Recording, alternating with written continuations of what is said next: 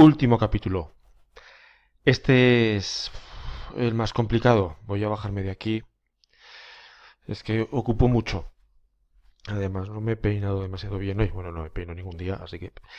Bien, es el capítulo en el que vamos a hablar de las diferentes ideologías que se dan durante el siglo XIX en relación al movimiento obrero. Como recordáis, el movimiento obrero viene de esa emigración del campo a la ciudad, del nacimiento de las fábricas, la industrialización en algunos lugares concretos de Inglaterra y después del resto de Europa, y también de esa pérdida de identidad. Hay un cambio de vida y hay que buscar nuevas identidades. ¿Quién soy? He perdido ya la referencia del pueblo, de la iglesia o parroquia, de la familia. Entonces estoy ahí expuesto a la nada, al vacío, dentro de un mundo y de una ciudad que es inhóspita para los obreros, sobre todo por las malas condiciones de trabajo, eso ya lo sabéis. Entonces empiezan a salir una serie a surgir ideologías que lo que van a hacer es, sobre todo, dotar de esa identidad grupal, de la conciencia de clase. Y son, uy, son también una esperanza hacia el futuro, una esperanza para que la sociedad y su vida cambie a mejor. Son sobre todo el marxismo y el anarquismo, que estarán relacionados y unidos durante buena parte del siglo XIX a través de las llamadas internacionales o el internacionalismo. Me quito de aquí y me subo. Bien, el marxismo, o también llamado socialismo científico, es una ideología que surge hacia mitad del siglo XIX. Hay un libro fundamental que es el Manifiesto Comunista de 1848. Sí, ya sabéis esa fecha, 1848. Las revoluciones, la primavera de los pueblos. Bien, algo tiene que ver. Ese libro, por lo menos, surge en aquel contexto. Y el autor y los principales ideólogos son Carlos Marx y Friedrich Engels. Ellos, especialmente Marx, que es el filósofo más potente de esta ideología, lo que va a decir es que el trabajador va a estar explotado, o va a haber una dualidad entre burgueses y obreros, y va a haber una explotación. Para superar o acabar con esa explotación, ¿qué tiene que haber? Una revolución, es que no hay otra. A través de la palabra o de forma pacífica no se va a llegar a nada. Entonces, tiene que haber una revolución proletaria que termine con las diferencias sociales, con las injusticias, con la miseria de la mayor parte de la población. El marxismo, además, dirá que alargando esta revolución se llegará a una sociedad comunista, una sociedad sin clases sociales y sin propiedad privada, donde haya desaparecido el Estado, donde todo el mundo sea igual, nadie sea pobre, no haya diferencias de clase, por lo tanto, no habrá violencia, no habrá opresores, no habrá oprimidos y no tendremos la necesidad de tener un Estado que oprima y además regule todo aquello.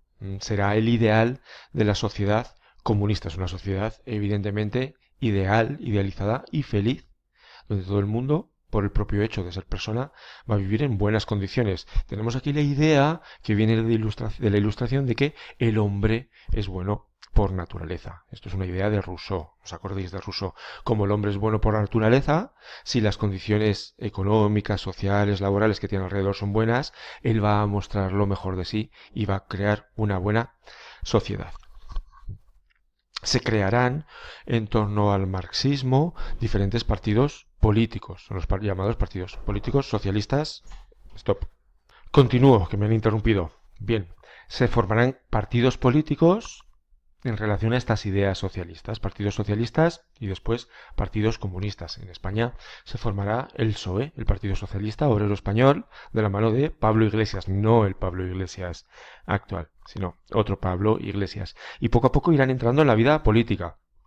Al principio serán muy conscientes, tendrán en la cabeza la idea de revolución, pero después entrarán en los parlamentos e incluso ya en el siglo XX llegarán a formar gobiernos y estar en el poder de diferentes países. Por ejemplo, en España, durante la Segunda República o recientemente, ya sabéis, con toda la época de la democracia actual. Sus principales reivindicaciones son el sufragio universal masculino, en un primer momento, solo para hombres. La jornada de 8 horas, una jornada laboral de 8 horas de trabajo, un aumento de los sueldos y unos impuestos progresivos. ¿Eso qué quiere decir? Que la gente pague dependiendo de lo que ingresa, que es lo que tenemos ahora.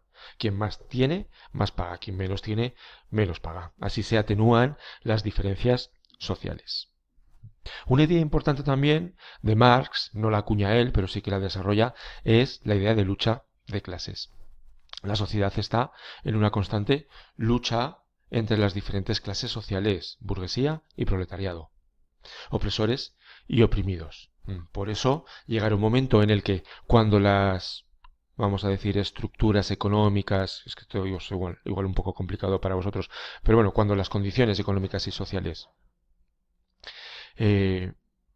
choquen entre sí, no avancen más, esta lucha de clases acabará convirtiéndose en una revolución proletaria.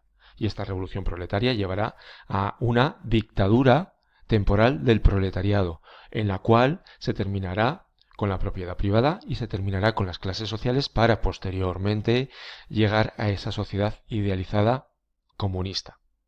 Si no entendéis algo, por favor, preguntadme en clase, que esto es quizá lo más peliagudo del tema.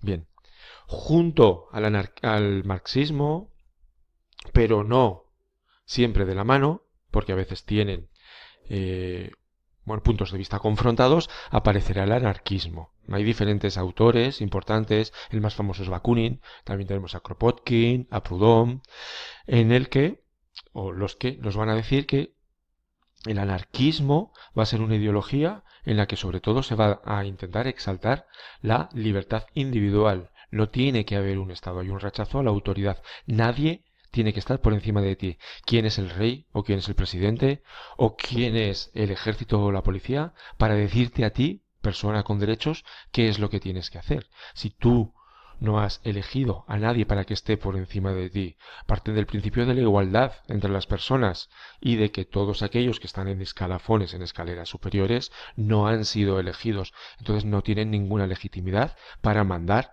sobre ti, porque la gente es libre. Libre de hacer, libre de pensar. Seguiré dentro. En fin, los anarquistas también hablan, al igual que los comunistas, del fin de la propiedad privada y de que la propiedad tiene que ser colectiva para todo el mundo. Pues un momento, que mucho eco en estas clases.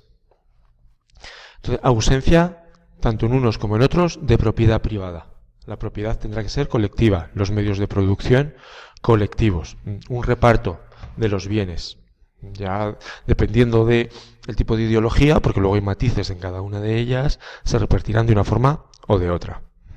Hay dos tipos de anarquismo, sobre todo a finales del siglo XIX. Por un lado está el anarcosindicalismo, y por otro lado el anarco-individualismo. La visión más negativa que se suele tener del anarquismo viene por este anarco-individualismo, para obtener sus premisas, sus ideas, para llevarlas a cabo, realizarlas, lo que van a hacer son acciones violentas, especialmente magnicidios, regicidios, asesinatos o atentados contra reyes, contra emperadores, contra políticos, presidentes de gobierno. Aquí en España hubo presidentes de gobierno asesinados por anarquismo, por ejemplo, Cánovas del Castillo, por anarquistas. Zares, incluso de Rusia, fueron asesinados por anarquistas. Entonces hay un anarco-individualismo de pistoleros que avanzará también en la primera mitad del siglo XX. Un anarquismo violento. Sin embargo, la mayor parte de los anarquistas no son así. La mayor parte del anarquismo es un anarcosindicalismo a través de sindicatos, porque ellos no creen en partidos políticos, como no quieren que haya un Estado ni quieren participar en política, no forman o fundan partidos políticos. Lo que hacen son crear sindicatos en los que se mejoren sus condiciones laborales y se intente hacer una revolución social pacífica que lleve a esa sociedad sin clases, una sociedad sin Estado y una sociedad donde los medios de producción sean colectivos, comunes. Bien, ambos, marxismo y anarquismo, se van a unir en las internacionales. La primera internacional, la primera asociación internacional de trabajadores de Europa, se va a dar en 1864 en Londres.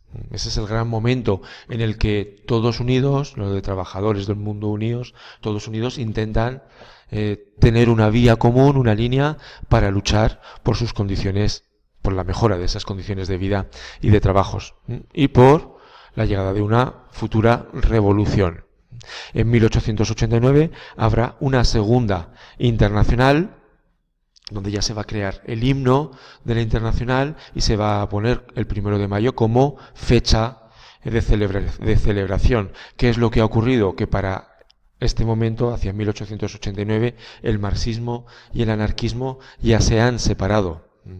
Han tomado caminos diferentes. ¿Por qué? Porque al fin y al cabo, si bien coinciden con el fin de la propiedad privada, con la explotación, el fin de la explotación, de la dualidad entre patronos y obreros, los marxistas van a creer en una fase de transición hacia la sociedad sin clases, que va a ser la dictadura del proletariado, donde va a haber una dictadura ejercida por los obreros. Para los anarquistas esto es imposible. Para los anarquistas no puede haber ningún tipo de dictadura. Directamente el hombre es libre y no puede tener a nadie por encima de él.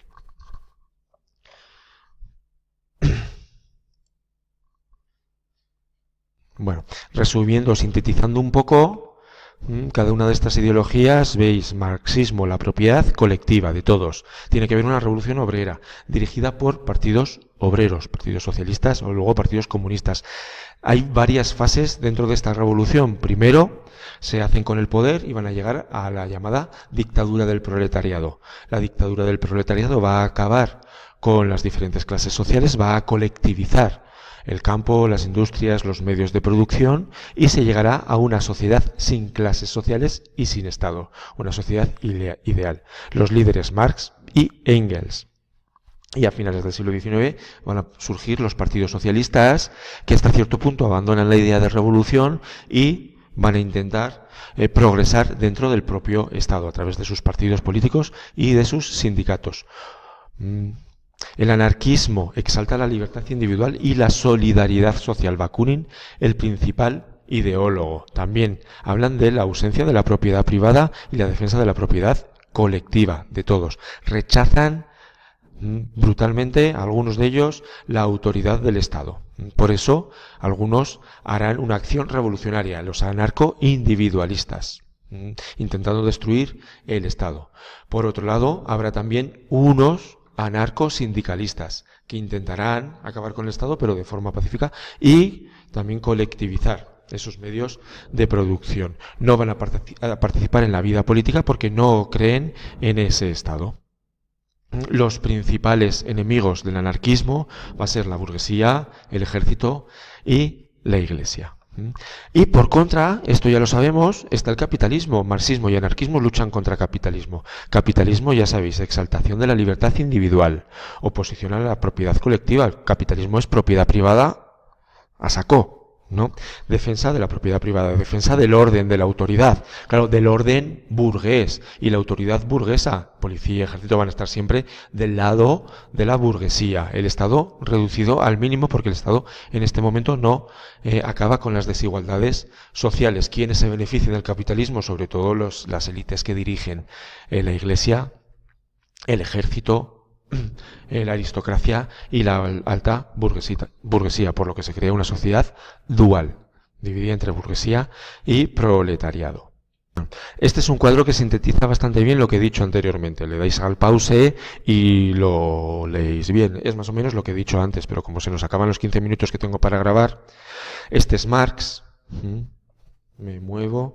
¿Veis? Barbudo, con sus grandes libros, el Manifiesto Comunista y El Capital. Y ahora vamos a ver a Engels, que es su ayudante, su acompañante, el que le financiaba también, su amigo. Y aquí veremos a Bakunin, Kropotkin, algunos de los principales filósofos anarquistas. Eso es todo. Poco a poco tenéis que ir leyendo los textos históricos que os voy a dejar e ir preparando el debate, sacando otra vez las principales ideas. Un saludo y hasta pronto.